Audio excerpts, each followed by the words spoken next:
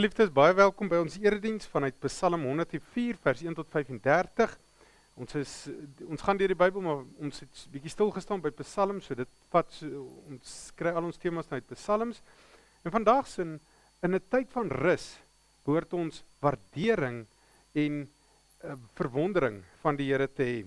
Nou geliefdes, ons begin daarom met ons fotum uit Psalm 124 vers 8. Ons hulp is van in die Here wat hemel en aarde gemaak het. Daarom kom groete ons met sy seun vanuit vers 7. Ons is bevry soos die voël uit die wip van 'n voëlvanger. Die wip het verbreek en ons is vry. Geliefdes, ons wil die Here loof en prys uit Psalms omdat dit ons die plek is waarin ons is. En ons wil baie verdiep in die woord en Psalms is so geskryf, nee, dat elke sin gaan dieper en dieper in die wese van die Here in en die gesprek raak al hoe dieper. En moderne liedjies werk nie so nie. En dis hoekom, jy weet, gewoonlik as mense die Psalm so wil sing, dan moet jy 'n kort boekie om daarin te sing. En daarom, geliefdes, wil ek graag vir ons eers hier die Psalm lees en dan sing ons die Psalm daaroor. Ons begin daarom met ek wil die Here loof, Psalm 103. Ek lees vir ons vers 1 tot 11. Ek wil die Here loof met alles wat in my is. Wil ek sy heilige naam loof. Ek wil die Here loof en nie een van sy weldade vergeet nie. Dit is hy wat al my sondes vergewe, wat al my siektes genees, wat my red van die graf en my met liefde en ontferming kroon, wat my die goeie in oorvloed laat geniet, my die jeugdige krag van 'n arend skenk. Die Here laat geregtigheid en reg geskied aan almal wat verdruk word. Aan Moses het hy sy wil bekend gemaak, aan Israel wat hy van plan was om te doen. Barmhartig en genadig is die Here, lankmoedig en vol liefde. Hy sal ons sondes nie bly toereken nie en vir ewig toornig bly nie. Hy handel met ons nie volgens ons sondes nie, vergeld ons nie vir ons ongeregtige ede nie, want so groot as die afstand tussen die hemel en die aarde, so groot is sy liefde vir die wat hom dien. Geliefdes, kom ons sing nou saam Psalm 103.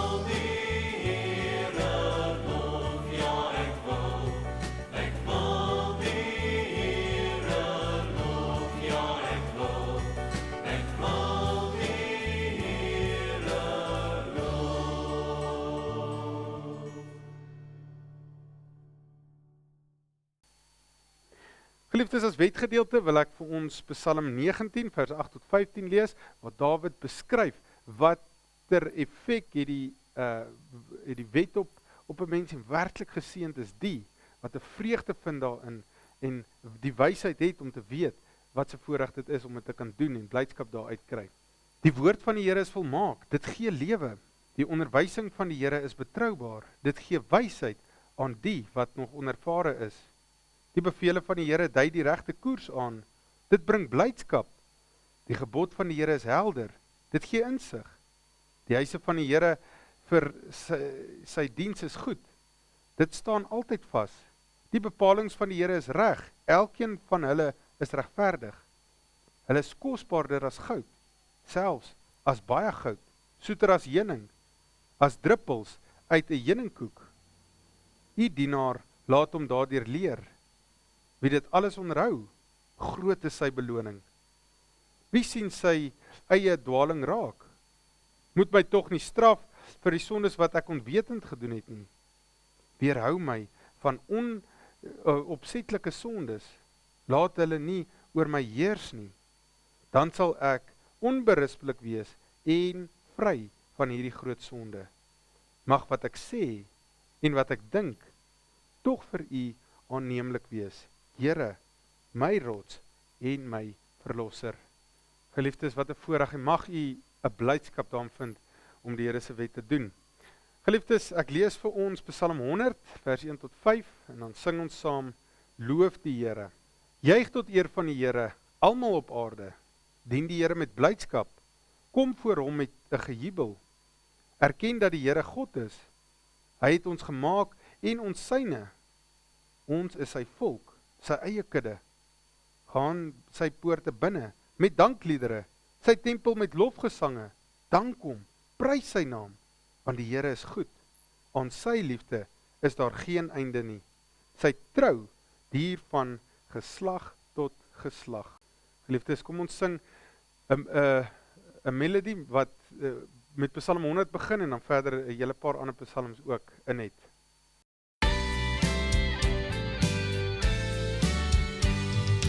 Prys die Heer met blye galme, o my siel, daar's ryke stof. Sal so lank ek lief my psalme, vrolik toewy aan sy lof, en hom wat sy guns my bied, altyd groot maak in my lied.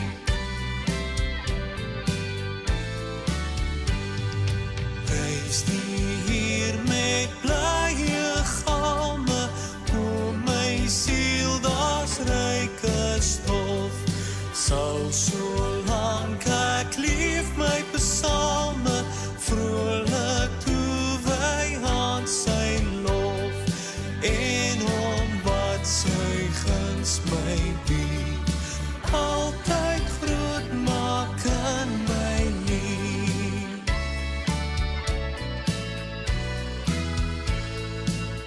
Juig al wat lief, juig voor die Heer, dien God met blydskap, gee hom eer. Kom nader voor sy aangesig, en prys hom met 'n lofgedig.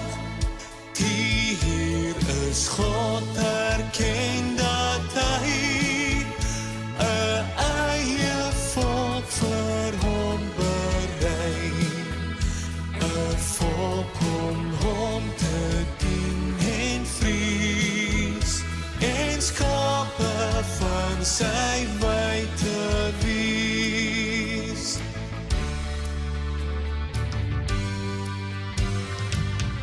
Loof die Heer, hy is goed, loof sy heilige naam, laat alles in die groot heelal die Here loof.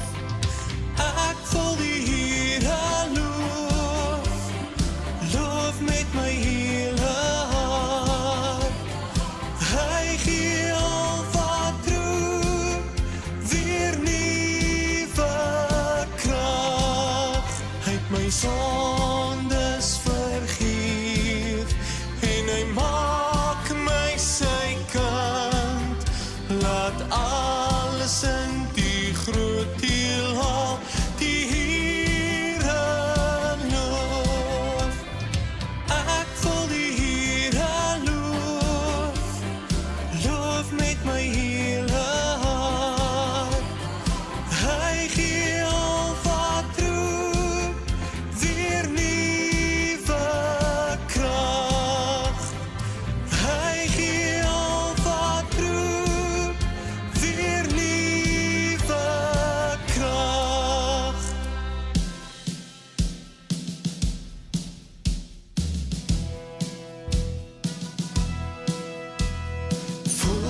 Voorwaarts Christen strijders, voorwaarts om te strijden. Laat die kruis van Jesus in die strijdperk lei.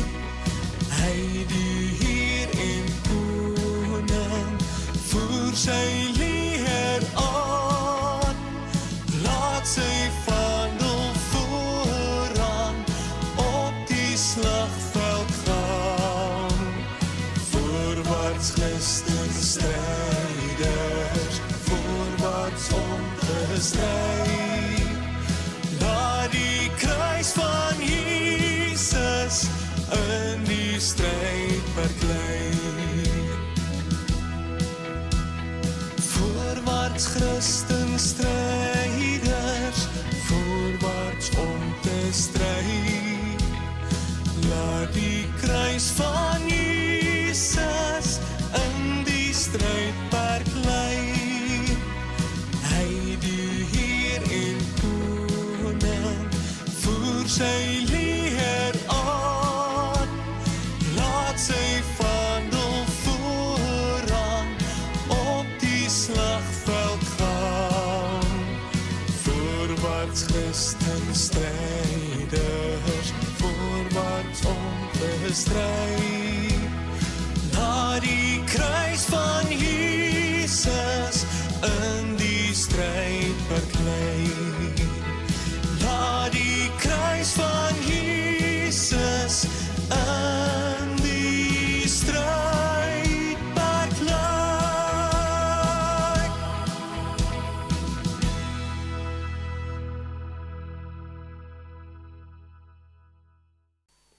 Geliefdes, voordat ons die woord lees, kom ons bid saam. Ons almagtige Vader, Heer, groter as ons begrip. Heer, ons weet U is almagtig, maar verstaan dit nie eintlik so goed nie. Heer, U is wonderlik. U liefde is groter as wat ons kan dink. U genade en barmhartigheid. Heer, dankie dat ons tot U kan nader.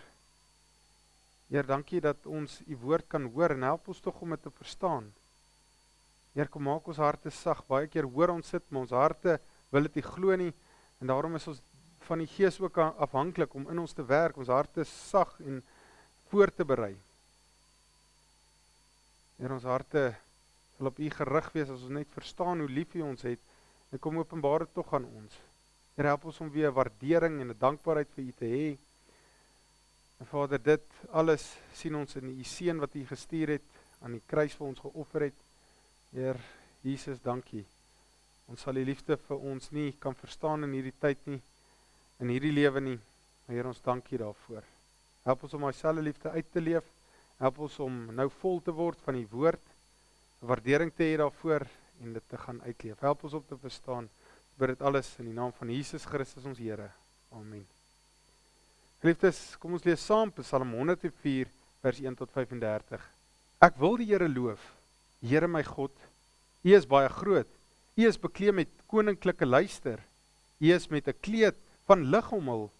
Dit is U wat die hemelkoepel soos 'n tentdoek gespan het en vir U 'n woonplek ingerig het, vir die waters daarbo, U wat op die wolke ry, op die vleuels van die wind, U wat die winde U boodskappers maak, die weerligte U dienaars, U wat die aarde stewig gevestig het, sodat dit nooit sal wankel nie.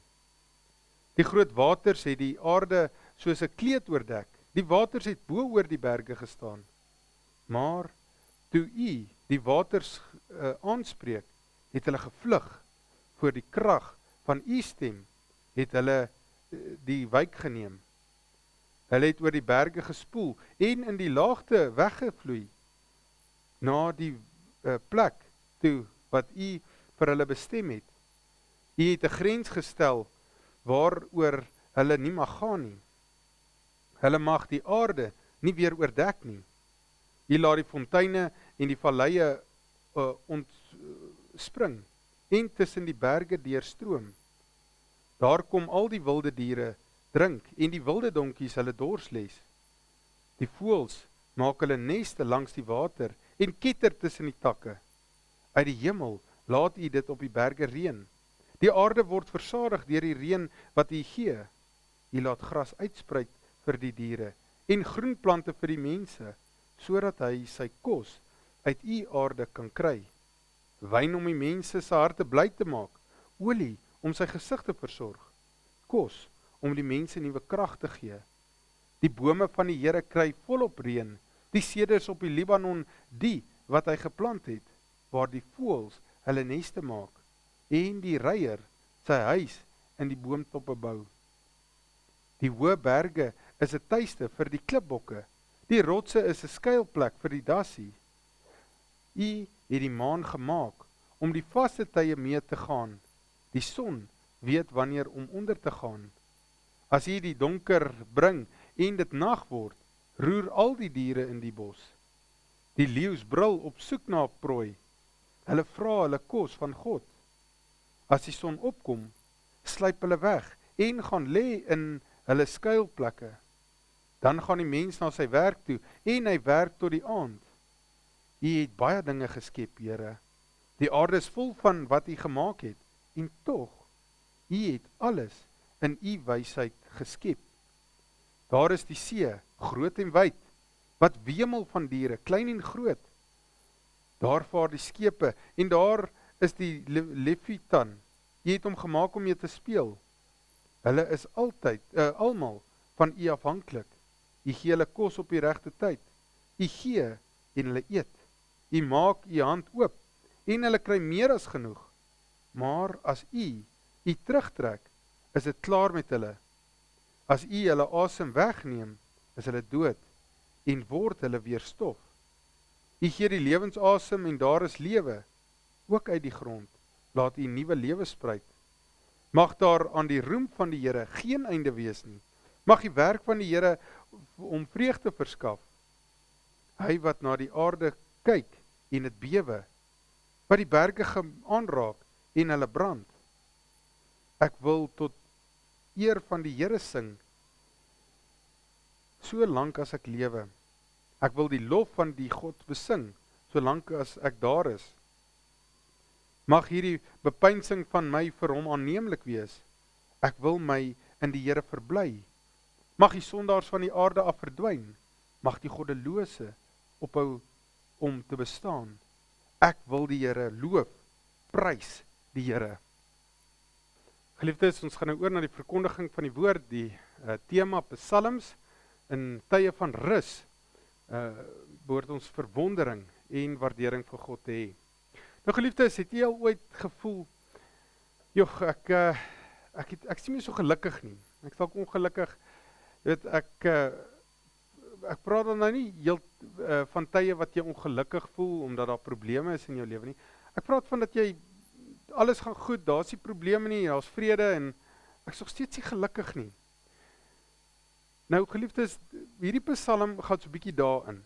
En maar ook waarna hy verder gaan, weer eens onthou die tema van toewyding. Dit was die vergelyking tussen Saul en Dawid en Salomo was dit die tema wat deurgegaan het, maar om gelukkig te wees om die Here te dien.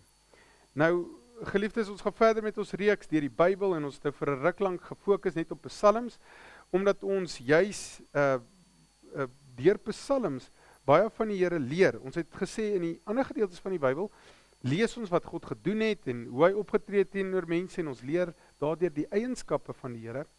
Maar Psalms is baie uniek in die sin van dat ons meer 'n dialoog sien tussen mense en God, meer 'n verhouding, ons baie intieme verhoudings en ons baie dinge waaroor hulle praat oor die probleme waardeur hulle gaan, hulle bars uit in lof, hulle het waardering wat hulle uitspreek teenoor die Here en so ons sien baie meer van 'n intieme verhouding wat ons uit leer. So, dit is waarop ons fokus. Nou geliefdes, ons het laasweek gesien dat Dawid deur tye van angs gegaan het. En in hierdie tye van angs is dit belangrik om raak te sien wat God in hom gedoen het deur hierdie tye waardeur hy gegaan het. Om ons ook te verstaan, wat die Here baie keer bewerk deur hierdie tye en die punt waar God ons wil uitbring, die volwassenheid in geloof waaruit God ons wil uitbring. Nou die eerste ding wat ons gesien het, is dat deur elke angstige tyd wat Dawid beleef het hy gesien hoe God hom gehelp het in daardie tye. En as gevolg daarvan het hy al hoe meer en meer herinneringe gehad van tye wat God hom gehelp het. En hoe meer hy bewus geraak het van God se hulp in sy lewe, hoe meer het hy bewus geraak elke dag van God se teenwoordigheid in sy lewe. Nee, vir ons is dit baie belangrik om te onthou, want ons gaan ook baie keer deur angstige tye, en ons kan in 'n angstige tyd na die Here toe gaan vir hulp, en dan wanneer ons die Here raak sien, dan word dit deel van ons verwysingsraamwerk. Nee, dit raak deel van ons lewe om terug te dink aan daardie tye. En baie keer gaan ek nie na die Here toe nie, en dan sien ek nie sy hulp raak. Die Here help ons nog steeds, maar ek sien dit nie raak nie, want ek gaan nie na die Here toe nie. Nee, so geliefdes, hoe meer mense dit doen, hoe meer bewus raak jy van die teenwoordigheid van die Here. En deur meer bewus te wees, kom daar meer 'n verhouding tussen ons en God, van liefde. En dan is dit baie belangrik, dat hoe meer ons in hierdie liefdesverhouding teenoor die Here leef, hoe meer kom daar opregtheid in ons aanbidding van die Here. En opregtheid waar ons die Here soek in ons lewe, en hoe meer wil ons in 'n nabye verhouding met die Here leef. En dan is dit natuurlik een van die verdere punte wat God dan bereik in ons lewe. Ons sien dit dan veral in Dawid, dat hoe meer ons daarin vorder, hoe meer luister ons na die Here, en hoe meer sal ons op die punt kom, 'n baie belangrike punt om in jou lewe te kom, waar jy die begeerte ontwikkel dat al verloor ek alles, wil ek net nie dat ek die Here verloor nie. Nee, dat ek al moet dit dan nou met my gebeur, en ons hoop nie noodwendig dat die Here dit in ons lewe gebeur nie, maar al moet ek alles verloor, solank die Here net nie stil word in my lewe, en dat ek hom net nie verloor nie. En dit was sy grootste begeerte, en dit moet ook ons grootste begeerte word, en al meer vorder om daarby uit te kom. Want die direkte gevolg, natuurlik, as ek daai besef kan kom, hoe meer wil ek die Here leer ken, en hoe meer wil ek gehoorsaam leef aan hom, en toegewy bly aan die Here. Nou geliefdes, dit was wat ons geleer het uit hierdie angstige tye wat Dawid beleef het. Nou wat van die goeie tye? Want daar is tog goeie tye wat die Here ook aan ons skenk, en dit is amper 'n tyd wat die Here ons forceer om op hom te fokus, in die angstige tye. Maar nou as dit goed gaan, as daar rus is in ons lewe, en alles is veilig, dan kan dit baie keer vir ons geestelik gevaarlik wees. Want ons het dit gesien in Salomo. Nee, Salomo was uit hierdie vreeslike rykdom van Dawid geërf, en dit het net baie meer geword, en as gevolg daarvan het hy nie meer waardering gehad vir God nie. Hy het sy waardering vir God verloor, en as gevolg daarvan het hy toe nou begin na afgode te kyk. So sy fokus het van God weggegaan en na afgode toe gegaan. En dan kyk ons weer na Dawid. Wat het gemaak dat Dawid getrou gebly het aan die Here, en toegewyd gebly het deur alles waardeur hy gegaan het? Dan kyk ons na die volgende. Die eerste een is verwondering en waardering se effek op 'n mens. En dan die tweede ding is hoe om dit persoonlik te waardeer. So geliefdes, ek begin vir ons by die eerste een. Verwondering en waardering se effek op die mens. Nou geliefdes, jy weet, ons het nou al reeds gesê, nee, 'n groot gedeelte van alles wat ons van die konings geleer het, is omtrent die helfte toegewyd aan die vergelyking van Saul en Dawid. Nee, hierdie twee. En die belangrike ding wat ons daarin moes gesien het, was, jy weet, amper 'n goeie voorbeeld en 'n slegte voorbeeld, maar nou is Salomo het net so groot gedeelte, amper van dit wat oorbly, word weer halfte aan Salomo toegewy. So hy is net so groot figuur in hierdie koning tydperk.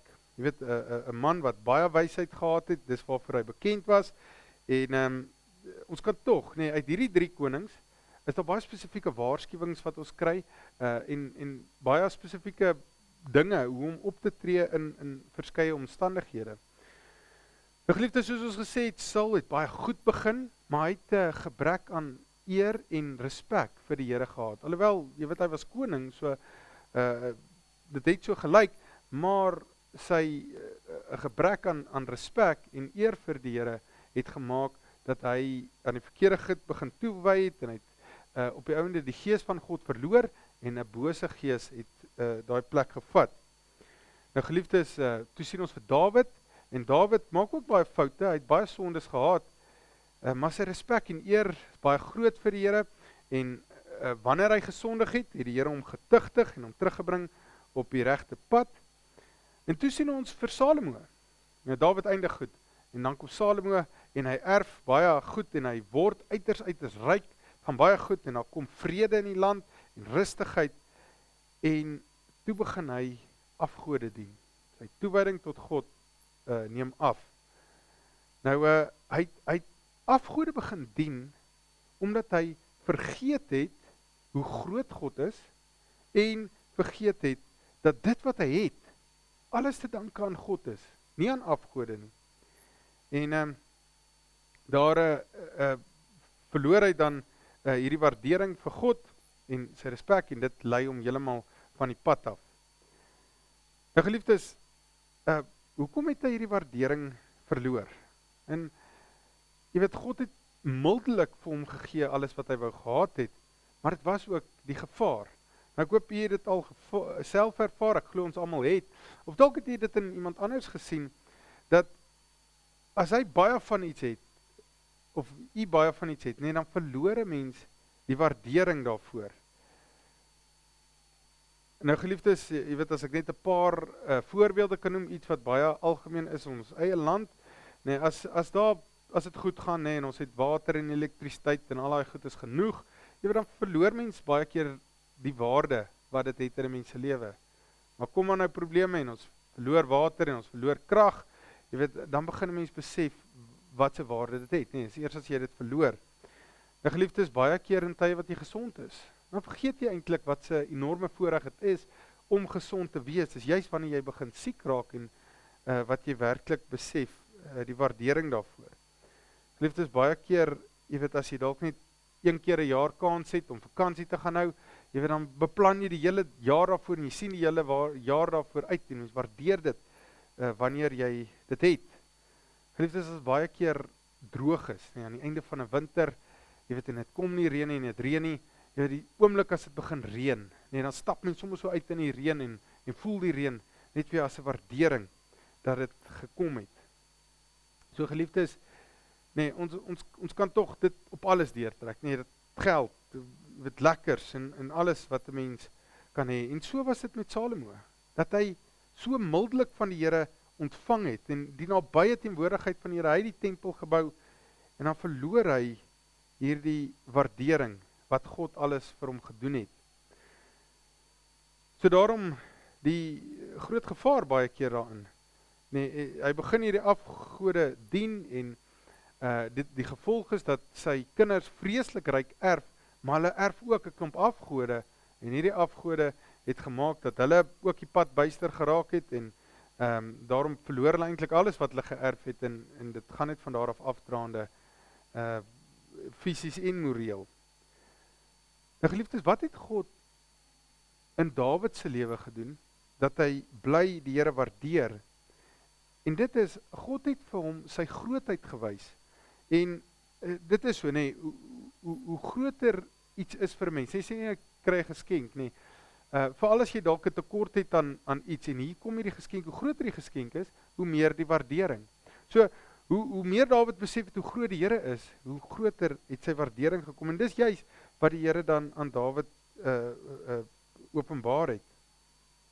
Nou geliefdes, daarvoor, omdat Dawid so toegewyd was aan God, het hy nou die unieke situasie gehad, wat hy baie tyd in die natuur spandeer het, maar hy het rustig geword, en dan gaan kyk hy na verskeie dinge. Ons sien hoe hy kyk nie net na die skepping nie, maar hy kyk ook na die skepper, wat die skepping gemaak het. Dit is baie belangrik, nee, en dan kyk hy na die hemel, oor wat die Here opgespan. Hy kyk na wolke, en hy kyk na die aarde, en het donderweer, en reën, en al hierdie dinge, gee vir hom soveel waardering. Nee, en is vir ons ook uiters belangrik, om gereeld, na die skepping te kyk, nee, en dit weet te waardeer.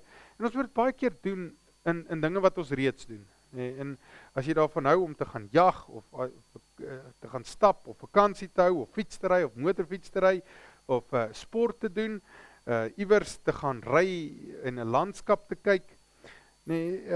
Dis iets wat vir ons iets wat ons gereeld doen, om dit daarby in te kry. En jy weet, as jy daarvan hou om te gaan jag, om te gaan kyk, om weer net die natuur te sien en kyk hoe alles in balans is en kyk hoe jy weet, al jy een ding uit die natuur uitval dit die hele ekosisteem in mekaar. Jy weet, as jy daarvan hou om te stap, net weer 'n nuwe seisoen wat kom, om te sien hoe die bome aanpas by die omgewing en hoe hulle nuwe blare uitspruit en dit ook net, jy weet, meer te lees daaroor as jy op vakansie is, net die 'n vuur te kyk en te besef hoe min ons eintlik daarvan verstaan en dalk baie keer die wetenskappe agter te gaan lees daaroor en net weer in verwondering te staan. En geliefdes, baie keer, juis hoe meer ons weet, hoe meer ons die natuur begin verstaan, hoe groter verwondering is daar. Geliefdes, as jy hou van sport doen, of jou kinders doen, om dit vir hulle uit te wys, as hulle byvoorbeeld 'n seerplek kry, en daar gaan die bloed en dit stol, en daai nuwe vel vorm weer, en 'n vel wat, jy weet, dit het sweetgaatjies in, dit groei hare, dit vorm weer, dat dit jou pigment in jou vel kan verander, om by die son aan te pas. Dis ongelooflik, wat alles gebeur. Ons is so gewoon daaraan, dat die vel word weer vel, maar om net bietjie te weet, te gaan indink, wat alles daar gebeur, is vir ons uiters belangrik. Ek wil so 'n stukkie stil staan, om net vir ons weer 'n video te wys, van hoe ongelooflik die natuur is, en net om vir ons 'n bietjie van 'n voorbeeld te gee. Kyk gerus na hierdie video.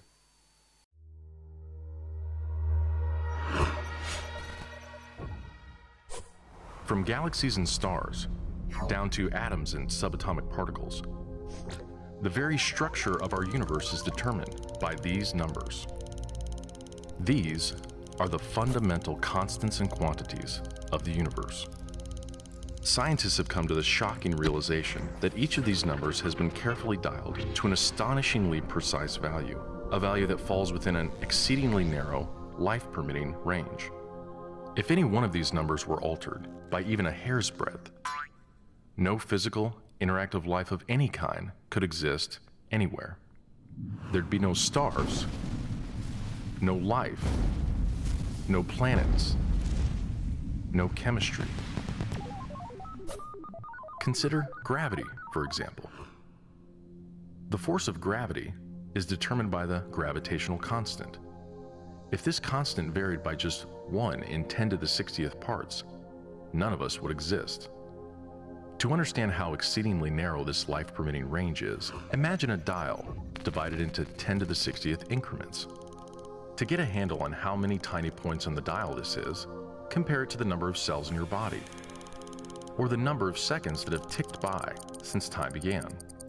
If the gravitational constant had been out of tune by just one of these infinitesimally small increments, the universe would either have expanded and thinned out so rapidly that no stars could form and life couldn't exist, or it would have collapsed back on itself with the same result: no stars, no planets, and no life.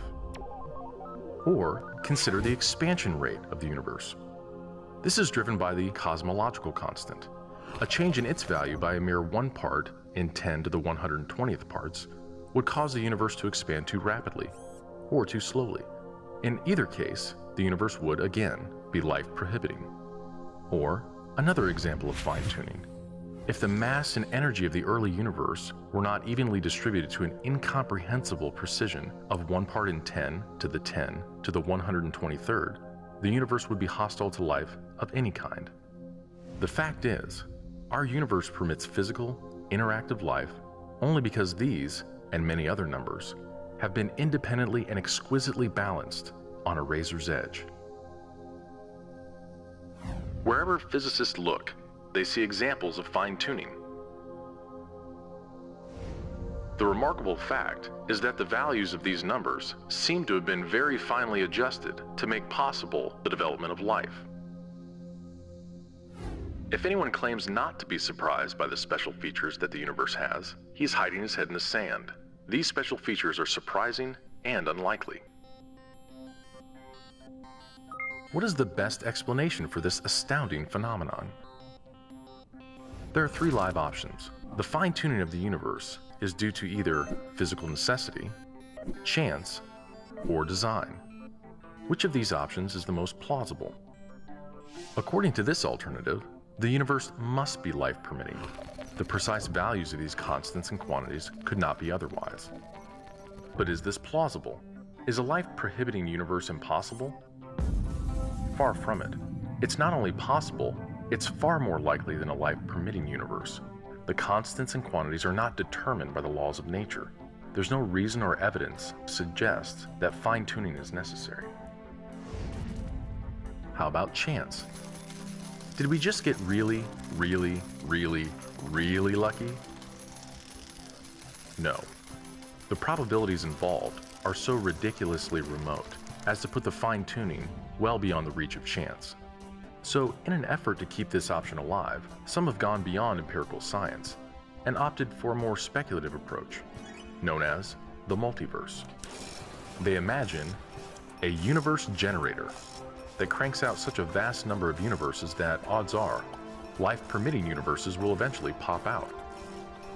However, there's no scientific evidence for the existence of this multiverse. It cannot be detected, observed, measured, or proved. And the universe generator itself would require an enormous amount of fine-tuning. Furthermore, small patches of order are far more probable than big ones. So the most probable observable universe would be a small one, inhabited by a single, simple observer. But what we actually observe is the very thing that we should least expect: a vast, spectacularly complex, highly ordered universe, inhabited by billions of other observers. So even if the multiverse existed, which is a moot point, it wouldn't do anything to explain the fine-tuning. Given the implausibility of physical necessity or chance, the best explanation for why the universe is fine-tuned for life may very well be it was designed that way.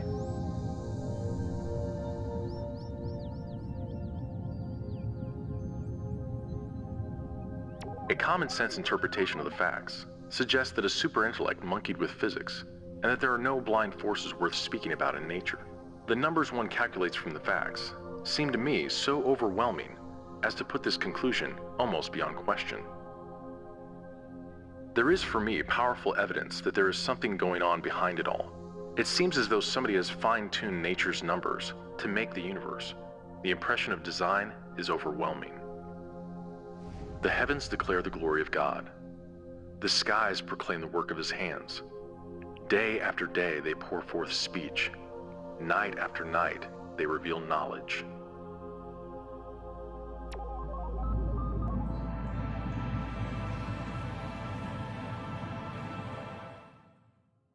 Nou geliefdes, dis die eerste ding, wat Dawid kyk en hy sien hierdie grootheid, maar dan is dit ook belangrik om persoonlik waardering te hê, wat God uit die natuur uit vir ons gee, en dis ons tweede punt, hoe om God persoonlik te waardeer. Nou geliefdes, soos wat Dawid nou al hoe persoonliker raak, is dit vir ons lewe baie belangrik, en die hoop is, dat u al hoe meer in die lewe sal raak sien, hoe dit vir die persoonlik is. So ek gaan voorbeelde noem en sulke dinge, en ek hoop om in die eie lewe te begin indink, o ja, daar kan ek dit doen, en daar kan ek dit doen, om dit al hoe meer persoonlik te waardeer. En jy weet, ek en Jacqueline maak byvoorbeeld 'n punt daarvan, om mekaar te herinner aan, jy weet, dit waarvoor ons dankbaar kan wees. Nou, Dawid kyk na dinge, en hy sien hoe God vir die diere kos gee. Nou as jy 'n boer is, is dit belangrik, as jy sien hoe God weer 'n nuwe seisoen bring, weer vir die diere kos gee, waardering te hê dat God vir jou diere sorg, en dan beskryf Dawid kos, wat die mens ontvang. Geliefdes, jy weet, ons is baie keer in 'n gewoonte, om dankie te sê vir die kos, as jy dalk nie die gewoonte is, en kom in daai gewoonte, om altyd dankie te sê vir die kos voor jy dit eet. Maar geliefdes, kom ons, sit ons partykeer stil, en besef net, hoorie maar, dit kon anders gewees het. Nee, ons kon dalk nie kos gehad nie, of dalk as jy lekker eet, nee, om te besef wat se voorreg dit is, om lekker te kan eet. En nou wil ek jou ook daaraan herinner, dat partykeer kom maar dalk tye, wat ons nie kan lekker eet nie, of wat ons nie, selfs dalk voel ons te tekort aan kos. Dis nie 'n teken dat God hom verwyder het nie. Jy weet, mense sien baie keer in een van die psalms van Dawid, dat hy sê hy teer uit. Hy kan elke been in sy liggaam tel. En dit was 'n tyd wat hy baie toegewyd was aan die Here, en die Here, jy weet, om weer net die besef te hê, wanneer jy dan kos het, nee, wat se groot voorreg dit is. En dan ook dalk die waardering te hê, wanneer jy weer kos het, om net weer, wanneer jy gebrek het, dan kom maar 'n nuwe waardering daarvoor. Nou geliefdes, ek gaan verder met voorbeelde, en ek hoop, nee, dat jy so 'n bietjie sal terugsit en net dink, okay, maar waar in my lewe sien ek dit ook raak. Hy praat van nuwe krag wat hy elke oggend ontvang. Nee, en geliefdes, elkeen van ons het dalk al ervaar, of jy ken verseker iemand wat lewenslus verloor het, wat nie meer lus is om op te staan nie. Jy weet, baie keer moet 'n mens opstaan, want jy kinders wat versorg word, en dit is baie keer jou enigste rede. Nee, en dan moet ons weer net besef, nee, as jy kan opstaan met opgewondenheid, is dit iets om voor uiters dankbaar te wees. Jy weet, wyn om die mense se harte bly te maak. Ja, dit is 'n aanhaling wat ek nou weer net daarso sit om te sê, hierdie is nie my eie opinie nie, dit is jy weet, 'n aanhaling uit die Bybel. Jy weet, geliefdes, as jy 'n dop kan drink, nee, moet dit vir jou 'n wonderlike voorreg wees, en iets waarvoor jy dankbaar kan wees, om te kan doen. Jy weet, as jy salf het om aan jou gesig te smeer, hoor net hoe persoonlik raak dit. Nee, selfs as jy net jouself kan versorg. Nee, en vandag met medikasie, en as jy pille kan drink, en as jy dis iets om vooruiters dankbaar te wees. Geliefdes, as ek dit op die moderne wêreld, nee, as jy een wat Dawid selfs noem, nee, as jy werk het, is dit iets om voor dankbaar te wees. Jy weet, baie keer vir die kinders as hulle wil huiswerk doen, dan sê ek, jy weet jy bly dat jy dit kan doen. Maar as ek dit nou so 'n bietjie op die moderne wêreld, geliefdes, as jy 'n kar het om mee te ry, of 'n spesifieke kar het waarvan jy hou, nee, is dit 'n wonderlike voorreg, of een waarmee jy jou familie kan versorg. Iets om oor bly te wees. As jy troeteldiere het, as jy jou kinders by die skool kan gaan aflaai, as jy al hierdie goeders wat jy kan doen, as jy op vakansie kan gaan, as jy in 'n huis kan instap, as jy gesond kan wees, dis alles goed wat 'n enorme voorreg is. Nee, en iets wat amper elke 5 minute kan 'n mens nou, as mens nou al hierdie voorbeelde noem, kan die mens iets raak sien waarvoor jy kan dankie sê en kan bly wees wat die Here vir ons doen. En geliefdes, wanneer ons oorvloed daarvan het, moet ons gewaarsku wees dat ons nie ons waardering daarvoor moet verloor nie. En geliefdes, dis wat op die ouende mens gelukkig maak, is om te sien wat die Here alles vir ons gegee het. En daarin ook die Here se liefde vir ons raak te sien, dan 'n waardering daarvoor te hê. En geliefdes, juis ook baie keer as ek dalk voel, maar hier het ek 'n gebrek, of daar het ek 'n gebrek, om amper 'n waardering partykeer daarvoor te hê. Nee, om te sê, maar ek is eintlik dankbaar dat ek sekere goed nie het nie, want die Here leer my om dankbaar te wees. So dankbaar vir dinge wat ek nie het nie. So geliefdes, as ek kan afsluit, mag jy die grootheid van God net meer en meer sien. Mag jy in 'n klomp gewoontes kom waar jy weer die grootheid van God raak sien. En dalk gewoontes kom om bietjie te lees daaroor of video's te kyk daaroor oor hoe wonderlik die natuur is. Nee, vir party mense is dit nou wonderlik om te sien hoe die natuur werk en die wetenskappe agter. Ander mense net om die mooiheid daarvan te sien. Nee. En hoe meer jy dit raak sien, om 'n waardering te hê vir die grootheid van God en dat hy in u lewe is. En mag jy al hoe meer in routines kom waar jy waardering het vir die klein goed en die groot goed en al hoe meer so te leef. Dat die fokus op God nie sal weggaan wanneer jy oorvloed het nie, maar dit steeds op God gefok. Ons almagtige Vader, liewe Heer, hoe groot is U? Heer, groter as ons begryp. Heer, hoe meer ons van U ontdek, hoe meer die wetenskap dinge uitvind, hoe meer staan ons in verwondering. Here, in die kleinste dingetjies, in die grootste dinge, Here, is dit groter as wat ons kan indink. Here, help ons om daai grootheid net 'n bietjie daarvan te kan verstaan, dat ons weer 'n waardering kan hê, Here, dat U ook na ons kyk. Vader, help ons om waardering te hê in die klein goed en die groot goed wat U vir ons gegee het.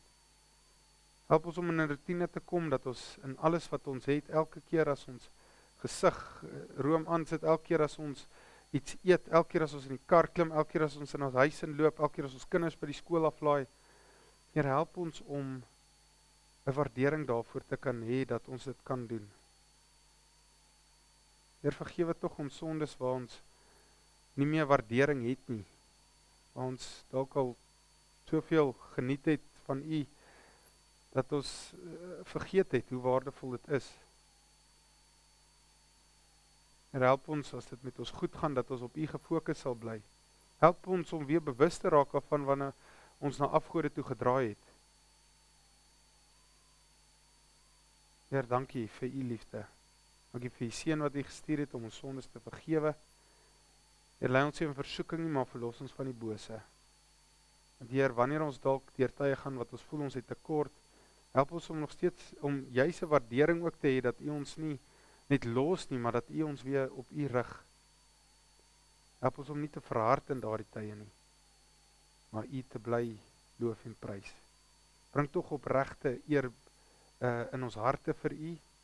Loof en prys U naam. Nie dat verdien nie, maar alleen uit genade. Amen. Geliefdes, kom ons sing nou saam Psalm 23. Die Here is my herder en baie diep haal hy my uit.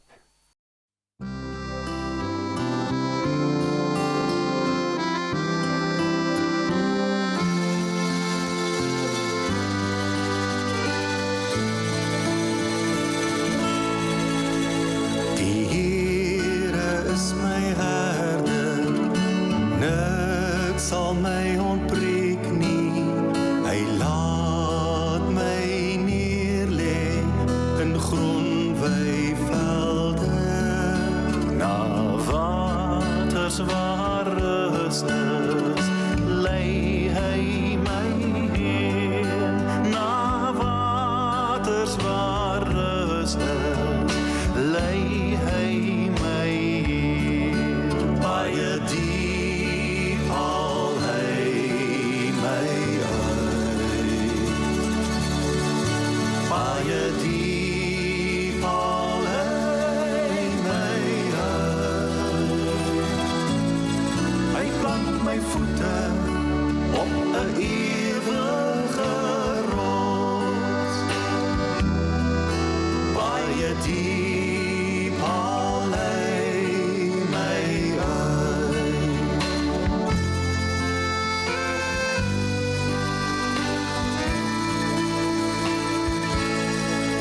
Die Here is my herder, niks sal my ontbreek nie, hy laat my neerlê in groen weivelde, na waters waar rus is, lei hy my heen, na waters waar rus is, lei hy my heen, baie diep haal hy my uit, baie diep haal hy my uit, hy plant my voete op 'n ewige rots, baie diep haal hy my uit.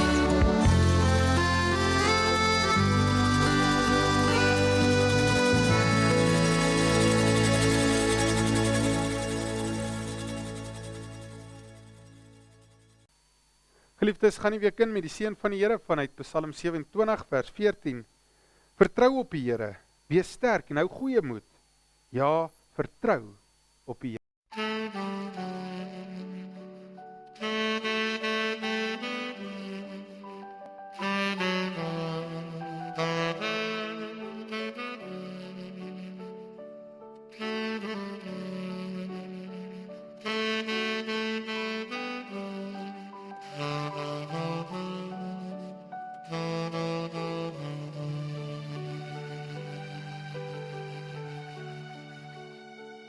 Gaan dan heen, gaan in vrede.